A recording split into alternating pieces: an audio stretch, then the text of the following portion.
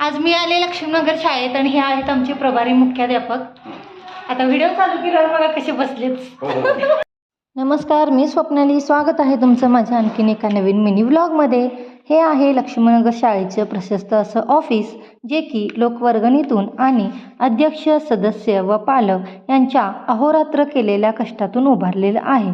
आणि मी ते पाहिलं आहे, कारण मी 2019 ते 2023 म्हणजे जवळपास 5 वर्ष या शाळेत शिक्षक संख्या कमी असल्याने काम केले आहे. त्यामुळे ही शाळा माझ्यासाठी माहेरघर आहे.